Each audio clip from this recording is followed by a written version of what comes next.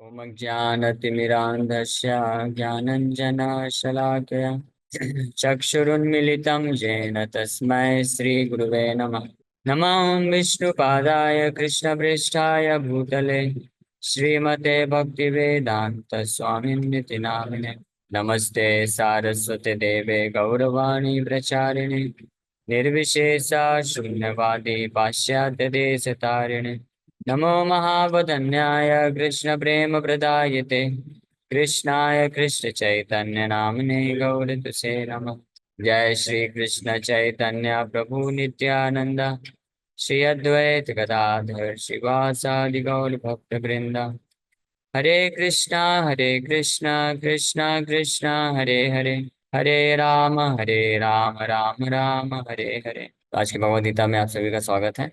तो हम लोग चर्चा कर रहे हैं Shrimad Bhagavad Gita 4th chapter and verse number 10, 10 number श्लोक पे डिस्कस कर रहे हैं।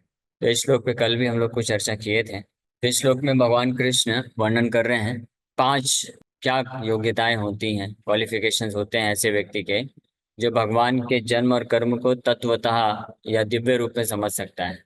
क्योंकि पिछले श्लोक में भगवान कृष्ण बोले कि जन्म कर्म च मे दिव्यम एवं जो वेत्ति तत्वतः त्यक्त्वा देहम पुनर्जन्म नैति मामेति सो अर्जुन। और उसके पहले 4-5 श्लोक में भगवान कृष्ण अपने जन्म और अपने कर्म के बारे में बताए और फिर उसके बाद वर्णन किए कि जो तत्व के साथ जानता है, तत्व के साथ जानता है मतलब उसके अंदर के तत्व को जानता है। जैसे पानी तो सब लोग पीते हैं, लेकिन तत्व के साथ कौन जानता है? जो केमिस्ट होते हैं, केमिस्ट्री पढ़ते हैं, जो पानी H2O से मिलके बना होता है, फिर हाइड्रोजन ऑक्सीजन में कैसा बॉन्डिंग होता है, उसको तत्वतः बोल सकते हैं। तो इसी प्रकार से कृष्ण लीला, कृष्ण कथा तो सब लोग जानते हैं पूरे भारतवर्ष, और आजकल तो सोशल मीडिया की कृपा से तो पूरे वर्ल्ड में लोग जानते हैं कि कृष्ण ने क्या किया, राम ने क्या किया। लेकिन वो जो है बस एक ऊपर ऊपर का अंडरस्टैंडिंग होता है, लेकिन तत्व के साथ वो अंडरस्टैंडिंग नहीं है। तो भगवान बोल रहे हैं जो तत्व के साथ ये जानता है कि मेरे जन्म और कर्म क्या है, दिव्य हैं। दिव्य मतलब इस भौतिक जगत के परे है, तीनों गुणों से ऊपर है। तो ऐसा व्यक्ति जो है इस शरीर को छोड़ने के बाद माम एति, मुझे प्राप्त करता है, न इति, इस भौतिक संसार को प्राप्त नहीं होता है वापस। अब ऐसा कौन व्यक्ति है जो भगवान की दिव्यता को तत्व के साथ जान सकता है?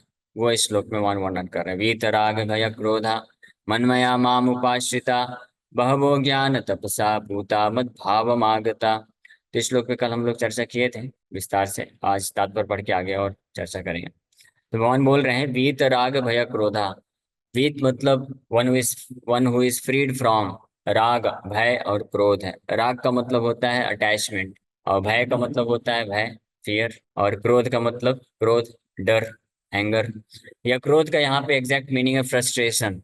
तो फ्रस्ट्रेशन, तो इसका क्या अर्थ है तीनों का, ये हम लोग चर्चा करेंगे। और जब इस प्रकार से इन 3 चीजों से मुक्त हो जाता है और साथ ही साथ में भगवान का आश्रय लेता है, मन मया माम उपाश्रिता। मन मया मतलब मद मया, one who becomes conscious of me, यानी कृष्ण कॉन्शियस हो जाता है। और लेकिन कैसे? माम उपाश्रिता, भगवान का आश्रय लेते हुए ये करता है। और ऐसा भगवान एक्चुअली बोल रहे हैं कि बहवो ज्ञान तपसा, इस प्रकार की ज्ञान तपस्या के माध्यम से बहुत सारे लोग पास्ट में पूता मद भावम आगता, शुद्ध होकर के मेरे भाव को, मेरे प्रति भाव को विकसित कर लिए। या मद भावम, भावम का 2 अर्थ है। भाव का मतलब होता है प्रेम, love, transcendental love for me, मद भावम का मतलब।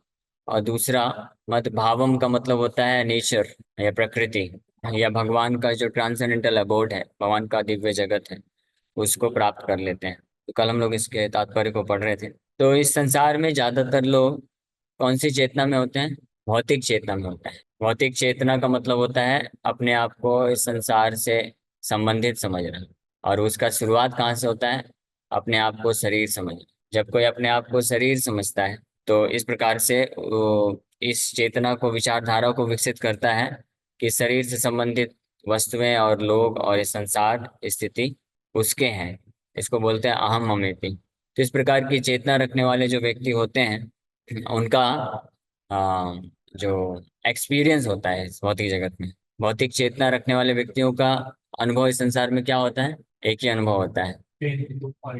हाँ, दुख, दुख और दुख, यही एक एकमात्र अनुभव होता है, एक्सपीरियंस होता है। और जो आध्यात्मिक चेतना रखने वाले होते हैं, कृष्णा कॉन्शियस होते हैं, उनका एक ही अनुभव होता है। वो क्या होता है? सुख, सुख और सुख। आप बोलेंगे ये क्यों, ये थोड़ी ना, ये कोई बात है क्या? आप कृष्ण भक्त हैं इसलिए आप बोल रहे हैं, ऐसा नहीं है। आप देख सकते हैं, आप भी ट्राई करके देखिए। भौतिक चेतना में रहने से हमको संसार में केवल दुख, दुख और दुख ही मिलता है। अब आप एक बार चेंज करके देखिए, प्लेटफॉर्म चेंज करिए, नेटवर्क चेंज करिए, शायद कनेक्टिविटी अच्छी हो जाएगी। तो आपको जो आपका डेटा अच्छा रहेगा। फिर कौन सा डेटा? हैप्पीनेस रूपी डेटा आपको डाउनलोड हो जाएगा पूरा। तो ये करके देख सकते हैं। तो तो जो भौतिक चेतना में व्यक्ति रहते हैं, तो उनका एकमात्र एक्सपीरियंस इस भौतिक संसार में क्या रहता है? दुख, दुख और दुख रहता है। और वो अल्टीमेटली इस निष्कर्ष पे पहुंचते हैं कि ये दुखों का कारण क्या है?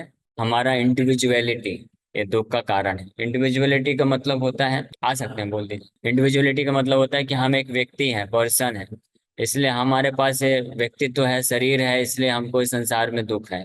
ये व्यक्तित्व खत्म हो जाएगा, हम सब कहीं जाके विलीन हो जाएंगे, तो फिर कोई दुख नहीं रह जाएगा।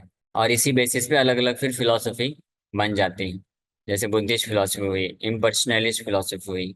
और जो नास्तिक होते हैं उनकी फिर क्या फिलॉसफी होती है? सुसाइड। सुसाइड भी एक तरह से यही है ना, कि अपने आप को ही खत्म कर दो, अपने अस्तित्व को खत्म कर देंगे तो फिर दुख नहीं रहेगा। तो बुद्धिस्ट फिलॉसफी एक तरह से सुसाइड वाली philosophy, in the garb of religion, धर्म का आवरण पहन के। वास्तव में फिलॉसफी क्या है? सुसाइड वाली फिलॉसफी ही है। क्योंकि उसमें भी वो लोग भी यही सोचते हैं कि अल्टीमेटली सब कुछ निर्वाण हो जाएगा। ये निर्वाण वाली फिलॉसफी कहाँ से आई? क्योंकि इस भौतिक संसार में रहते हुए हम कुछ भी कार्य करते हैं, कर्म करते हैं, तो उसका अल्टीमेट रिजल्ट होता है क्या? फ्रस्ट्रेशन, दुखी होता है। तो इसलिए जब सब कुछ खत्म कर देंगे, अपनी सारी मटेरियल एक्टिविटीज को त्याग दो, छोड़ दो, और अपने चेतना को, कॉन्शियसनेस को, थिंकिंग, फीलिंग, विलिंग को शून्य में जाके मर्ज कर दो। तो जब आपकी चेतना शून्य में मर्ज हो जाएगी, जैसे ये शरीर नष्ट होगा, तो आप भी जाके शून्य में विलीन हो जाएंगे। फिर कोई दुख नहीं रह जाएगा। और इसी प्रकार से जो इम्पर्सनलिस्ट होते हैं, यानी निराकारवादी, तो वो भी इसी प्रकार की धारणा रखते हैं कि हम व्यक्ति होने के कारण, क्योंकि जब कोई व्यक्ति होता है तो उसकी थिंकिंग, फीलिंग, विलिंग होती है, उसकी विचारधारा होती है, उसकी इच्छाएं होती हैं, फिर इन इच्छाओं को पूर्ति करने की चेष्टा करता है। फीलिंग्स होती हैं, भावनाएं होती हैं, प्रेम का आदान प्रदान करना चाहता है। तो जब इस प्रकार की फीलिंग्स को प्रेम के आदान प्रदान करने में उतरता है, वो फील्ड में आता है, तो उसको क्या एक्सपीरियंस होता है? दुख मिलता है। तो वो सोचता है कि ये जो एक्सचेंजेस ऑफ फीलिंग्स है, इसको नष्ट कर देना चाहिए। नो इंडिविजुअलिटी, सब कुछ एक हो जाना चाहिए, सब कुछ मर्ज हो जा करके निराकार हो जाएगा, तो फिर कोई दुख नहीं रह जाएगा। तो इसलिए ऐसे लोग डरते हैं इस बात को एक्सेप्ट कर पाना कि इवन आफ्टर लिबरेशन भी इंडिविजुअलिटी होती है।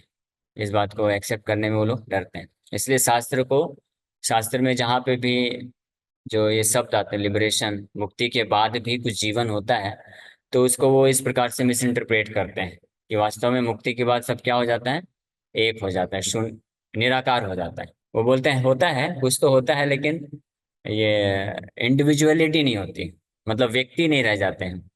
हाँ, क्योंकि व्यक्ति रहेंगे तो फिर दो व्यक्ति होंगे, फिर लड़ाई झगड़ा होगा।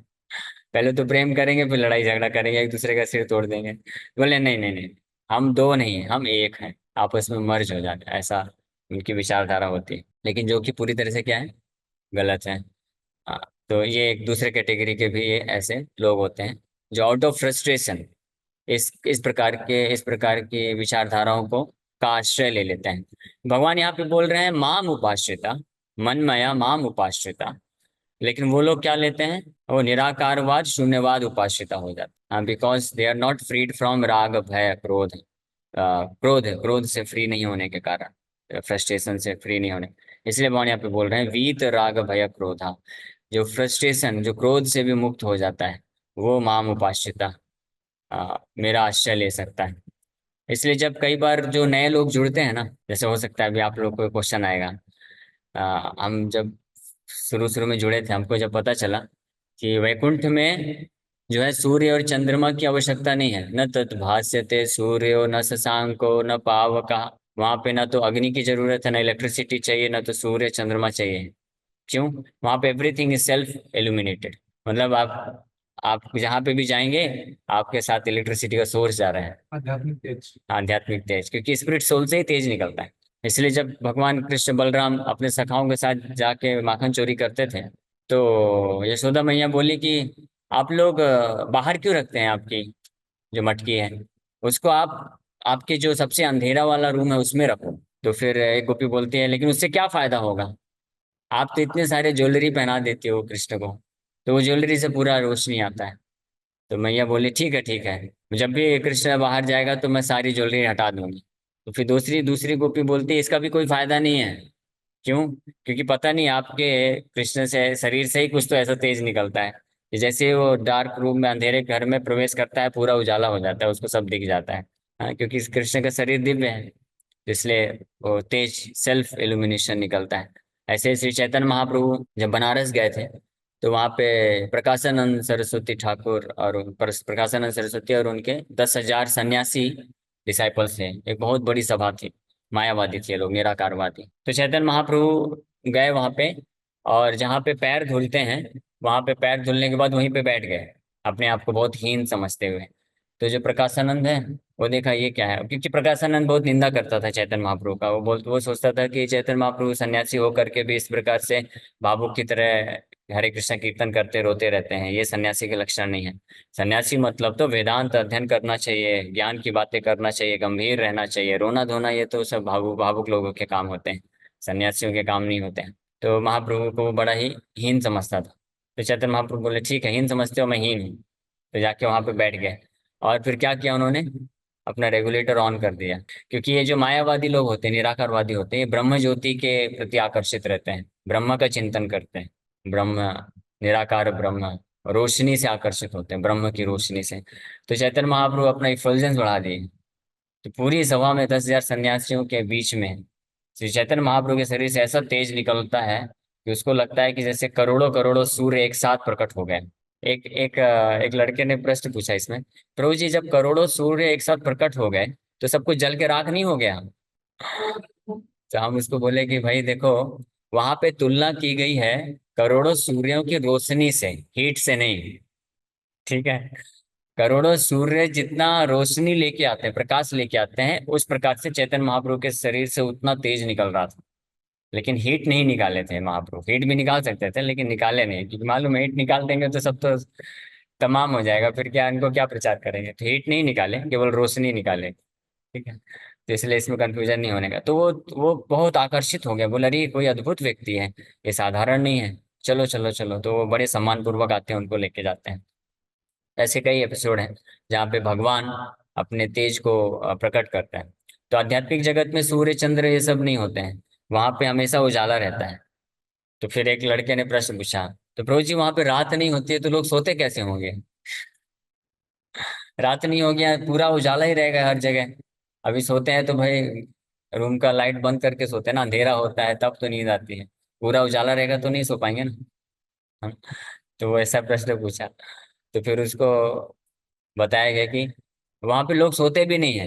क्या बात कर रहे हैं, वहां पे कोई सोता नहीं है, 2400 घंटे क्या करते हैं? 2400 घंटे कृष्ण का सेवा करते हैं। हे भगवान, 24 घंटे कृष्ण का सेवा, यहाँ पे तो मैं 8 घंटे सेवा करके परेशान हो जाता हूँ। उसमें भी वीकेंड्स का छुट्टी चाहिए होता है मुझे, वहां पे 24 घंटे सेवा। अच्छा ठीक है चलो, 24 घंटे सेवा होता है, हफ्ते में कितने दिन छुट्टी रहती है? कोई छुट्टी नहीं रहती है। 365 डेज, ऑल 24/7, 365। तो वो बोला नहीं नहीं नहीं, फिर नहीं जाना है ऐसी जगह में। क्योंकि वो यहाँ के आइडिया को उधर अप्लाई करने का कोशिश करता है। क्योंकि यहाँ पे ये सब करने से क्या मिलता है, फ्रस्ट्रेशन मिलता है, दुख मिलता है ना। तो इसी चीज को वहां पे अप्लाई करते हैं, इसलिए वो बोलते हैं नहीं उधर नहीं जाना है। तो ऐसे ही मायावादी लोग होते हैं कि यहाँ पे जो इंडिविजुअलिटी के कारण, हाँ एक से ज्यादा, दो लोग जैसे दो सिक्के आप एक साथ रख दीजिए, हमेशा बजते रहेंगे। वैसे एक से दो जैसे ही बनेंगे, हमेशा कुछ न कुछ जो है बजते रहेंगे। ये प्रिंसिपल है इस मटेरियल वर्ल्ड का। लेकिन स्पिरिचुअल वर्ल्ड में ऐसा नहीं है। स्पिरिचुअल वर्ल्ड में करोड़ों लोग एक साथ रह सकते हैं, लेकिन फिर भी नहीं बजेंगे। हाँ बजाएंगे, क्या हरे कृष्ण कीर्तन बजाएंगे, क्योंकि आध्यात्मिक चेतना में, हाँ आध्यात्मिक चेतना में रहते हैं। हाँ, लेकिन मायावादी लोगों को, ऐसे लोग जो कि इस प्रकार का बैड एक्सपीरियंस होता है, तो जो real experience of spiritual world वो ना होने के कारण for want of real experience of spiritual world they become मायावादी। वो मायावादी या निराकारवादी बन जाते हैं। तो यहाँ पे ये इस चीज को वर्णन कर रहे हैं कि वीतराग भय क्रोधा, क्रोध से जब तक कोई मुक्त नहीं होगा तब तक वो भगवान को पाश्चय नहीं ले पाएगा और शुद्ध नहीं हो पाएगा, और इस प्रकार से भगवान के प्रति प्रेम या मद भाव मतलब आध्यात्मिक जगत को प्राप्त नहीं कर सकेगा। ये हम लोग इस चर्चा कर रहे थे। So this is a kind of fearful stage of life devoid of perfect knowledge of spiritual existence. आध्यात्मिक अस्तित्व के पूर्ण ज्ञान की अज्ञानता होने के कारण व्यक्ति इस प्रकार के भयभीत स्थिति को प्राप्त करता है और अपने स्पिरिचुअली वो क्या करता है, सुसाइड कर लेता है। स्पिरिचुअल सुसाइड कर लेता है। स्पिरिचुअल सुसाइड मतलब कि आफ्टर लिबरेशन, ये शरीर खत्म होने के बाद हम सब विलीन हो जाते हैं। Furthermore, there are many persons who cannot understand spiritual existence at all. Being embarrassed by so many theories and by contradictions of various types of philosophical speculation, they become disgusted or angry and foolishly conclude that there is no supreme cause and that everything is ultimately void. Such people are in a diseased condition of life.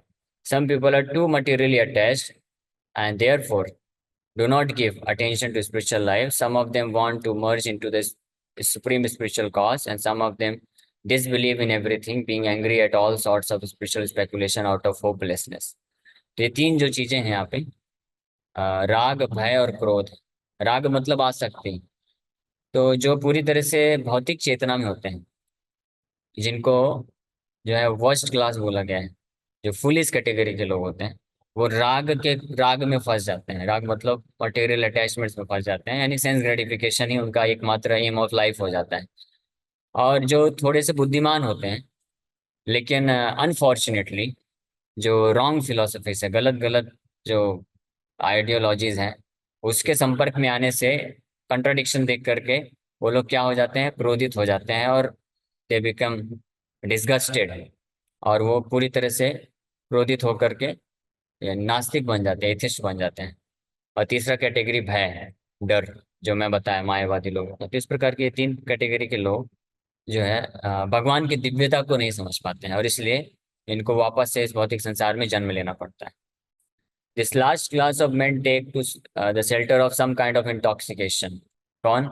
जो कि spiritual speculation से hopeless हो जाते हैं। Specially ये जो hippies हुए, America Europe के, अमेरिकन यूरोपियन ऐसे हिपीज हुए, जो कि अलग अलग ये स्पिरिचुअल बिलीव्स के टच में आए, लेकिन एग्जैक्ट स्पिरिचुअल एग्जिस्टेंस के बारे में ना पता होने के कारण वो होपलेस हो गए। और फिर वो लोग सोचते हैं, वो फिर इंटॉक्सिकेशन के चक्कर में पड़ जाते हैं। प्रोपात जी, स्पेशली जब प्रोपात जी गए थे तो ये प्रोपात जी ने देखा अमेरिका में कि हिपीज लोग जो नशा करते थे, अलग अलग प्रकार के जो पाप करते थे, तो उसमें से ज्यादातर इसी कैटेगरी के लोग थे, जो कि स्पिरिचुअल एनलाइटनमेंट के लिए निकले थे लेकिन गलत जगह लैंड अप हो गए। तो इसलिए वो इंटॉक्सिकेशन लेना और इलिसिट सेक्स करना, इसी को वो समझते थे कि ये हमको हायर कॉन्शियसनेस की तरफ ले जा रहा है। हाँ? तो प्रभुपाद जी लिखते हैं एक जगह कि वो ऐसा सोचते हैं कि ये उनको हायर कॉन्शियसनेस में लेके जा रहा है, लेकिन that is their hallucination. Hallucination जानते हैं, एक तरह का वो होता है पागलपन, अ काइंड ऑफ मैडनेस को हेलोसिनेशन बोला जाता है, जिसमें व्यक्ति ऐसा सोचता है कि वो कहीं किसी तरफ एडवांस कर रहा है, लेकिन वास्तव में एडवांस नहीं कर रहा है वो, और अपने आप को डिग्रेड कर रहा है। फिर प्रभुपाद जी, हाँ यहाँ पे लिखा भी, and their affective hallucinations are sometimes accepted as spiritual vision. वो लोग ऐसा सोचते हैं। और प्रभुपाद जी के पास कई बार आते थे कुछ ऐसे ही पीस, बोलते थे प्रभुपाद जी आप ये एलएसडी ट्राई करिए, हाँ, आपको एक बहुत अच्छा स्पिरिचुअल विजन दिखेगा। You will stay high. हाँ, ऐसा वो सोचते थे। तो प्रभुपाद जी बोलते थे, उनके ही लैंग्वेज में भी समझाते थे। प्रभुपाद जी बोलते थे आप जब एलएसडी लेते हो तो you go high but you again come down, but if you take this Hare Krishna LSD you will stay high for ever, you will not have to come down again. तो इसलिए फिर प्रभुपाद जी ने एक आर्टिकल लिखा, स्टे हाई फॉर एवर। अब वो magazines में निकला, न्यूज़पेपर में निकला, तो उससे कई हिप्पीज लोग आ गए, क्योंकि उनको ये एक्सपीरियंस तो था। वो हालांकि हाई तो हायर कॉन्शियसनेस में जाते नहीं थे, लेकिन प्रभुपाद जी बोले ठीक है, अगर आपको लगता है एलएसडी लेकर आप हायर कॉन्शियसनेस में जाते हो, बट कितने समय के लिए, फिर आप नीचे आ जाते हो। एलएसडी लेने से, नशा करने से क्या होता था, सब भूल गए पूरी तरह से, पागल पागल दूसरे ही दुनिया में चले गए। तो उनको लगता था हमारा पूरा एंग्जाइटी खत्म हो गया है, अब हमको इस दुनिया से कोई लेना देना नहीं है, तो इसलिए हम हायर कॉन्शियसनेस को प्राप्त कर लिए, ऐसा वो सोचते थे। प्रभुपाद जी बोले ठीक है, अगर हायर कॉन्शियसनेस मिला भी, लेकिन कुछ समय के लिए मिला। अब आपको, if you want to stay high for ever, come, I am giving you another kind of intoxicant. इस तरह से, so one has to get rid of all three stages of material consciousness. इन तीन भौतिक चेतनाओं के ऊपर जो उठेगा, वो ही भगवान की दिव्यता को समझ सकता है। ये तीन भौतिक चेतनाएं क्या है, मटेरियल कॉन्शियस क्या है? Attachment to material life, fear of a spiritual personal identity, and the conception of void that arises from frustration in life। इसी को राग, भय और क्रोध बोला गया है। Attachment to material life is राग, जो इस श्लोक में राग बोला गया है। और fear of spiritual personal identity is भय, हाँ, कि पर्सनल इंडिविजुअल आइडेंटिटी रहेगा तो फिर फ्रिक्शन होगा और दुख मिलेगा, तो इस डर से लोग अपना आइडेंटिटी का सुसाइड करना चाहते हैं। और तीसरा है क्रोध, है conception of wide that rises from frustration in life, जो बुद्धिज्म हुआ। So to get free from these three stages of material concept of life, one has to take complete shelter of the Lord, guided by the bona fide spiritual master, and follow the disciplines and regulative principles of devotional life।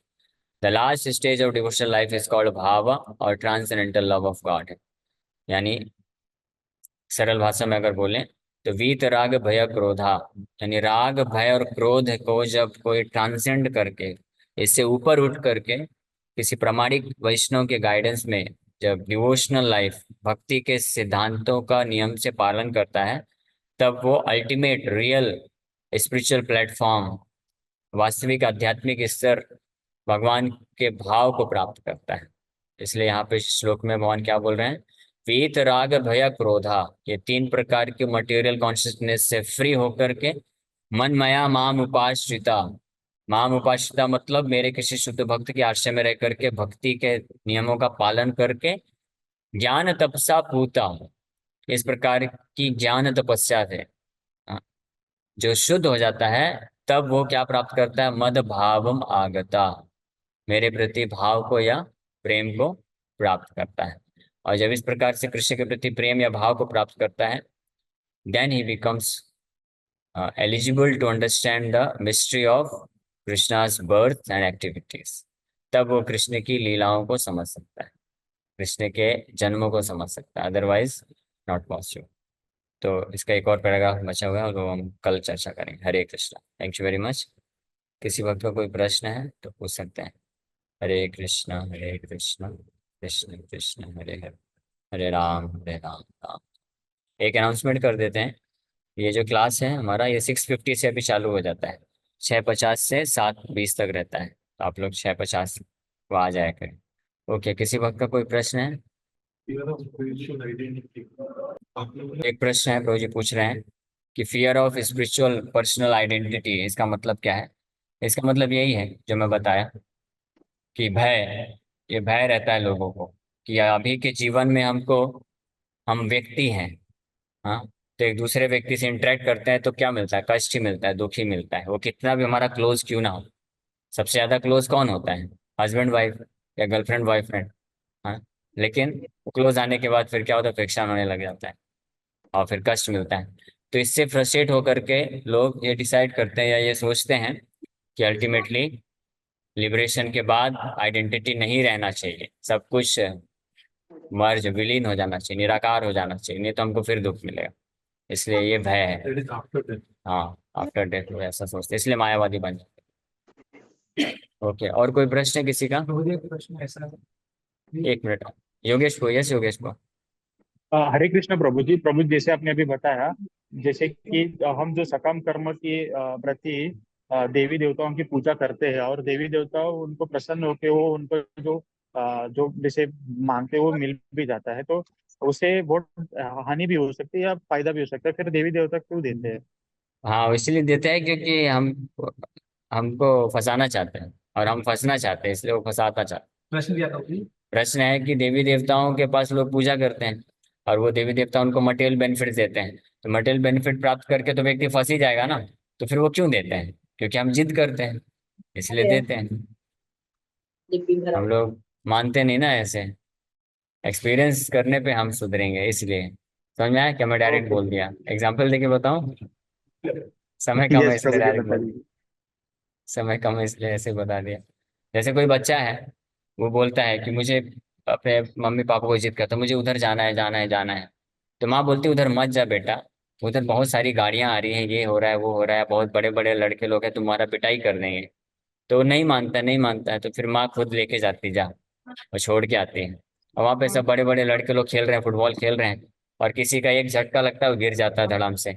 तब उसको होश सिखाने आता है, फिर अपने आप किनारे आ जाता है, फिर माँ बोलती जा थोड़ी तू भी एक आध दो पैर लगा ले, बोला नहीं नहीं नहीं नहीं नहीं नहीं जाना, मुझे घर लेके चलो। तो ऐसे ही है, कृष्ण मना करते हैं, क्यों जा रहे हो, मेरा आश्रय लो, मैं आपको आनंद दूंगा। बोले नहीं नहीं नहीं नहीं, मुझे वो चाहिए, मुझे वो चाहिए। ठीक है जाओ, वो तो शिव जी के पास मिलेगा, उनका तपस्या करो, उधर पार्वती के पास है, वो मिलेगा। तो जाता है बड़ा खुश होकर के, उत्साहित होकर के, तपस्या करता है, पूजा करता है, धनम देहि जन्म देहि सुंदरीम देहि, ये सारी चीजें मांगता है, धन दे दो, जन दे दो, सुंदरी दे दो। जब मिल जाती है तो परेशान हो जाता है, फिर वापस से कृष्ण के पास दौड़ दौड़ के आ जाता है। ओके ठीक है, अभी समय हो गया, हम लोग को नेक्स्ट क्लास चालू करना। हरे कृष्ण।